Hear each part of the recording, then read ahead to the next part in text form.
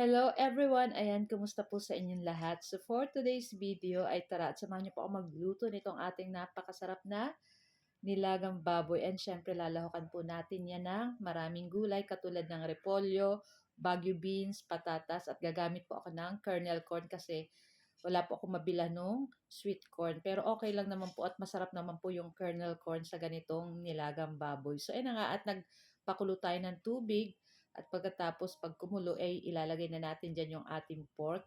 At pag lumabas na po yung mga nag-iibabaw po yung mga bubbles, tanggalin po natin iyon. Pagkatapos lagyan na natin ng sangkap ng asin at maglagay na rin tayo nitong ating sibuyas. Gagamit po ako dyan ng 1 pork cube, ayan, para sa pampalasa.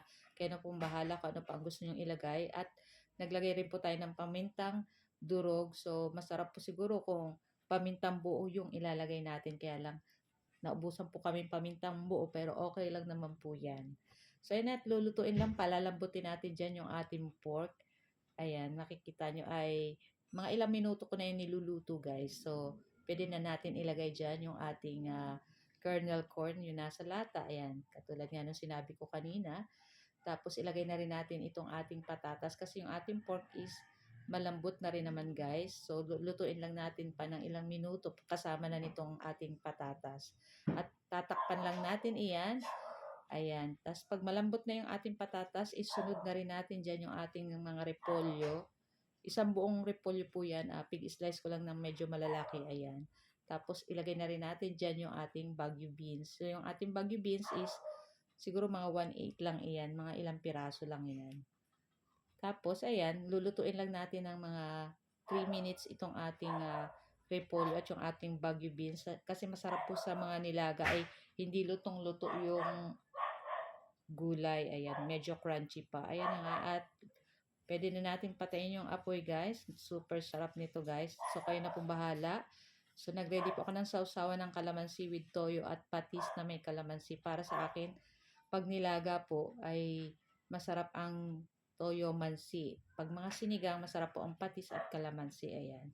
So, i-transfer na natin yan sa ating mangkok at ready na rin po kaming kumain ng aming lunch. Medyo na late po kaming kumain dahil na-late din kaming magising dahil nag-work po syempre kagabi si Ma'am Shi. Ayan. Kaya natanghali tayo ng gising. So, ayan na, shout out sa ating mga new followers and sa ating mga nagsisend ng mga star. Ayan. So, ito lang guys ang aming video today at sana po ay nag-enjoy kayo. Huwag niyo po sanang kalimutan mag-like, comment at pa-share po ng ating video. At kung bago pa lang po kayo sa aming page, sa aming YouTube, huwag niyo po sanang kalimutan mag-like, follow, ayan, at mag-subscribe para palagi po kayo updated sa aming mga bagong video na i-upload.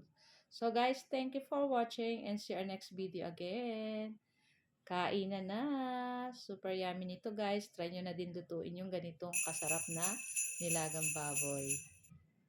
Happy tummy!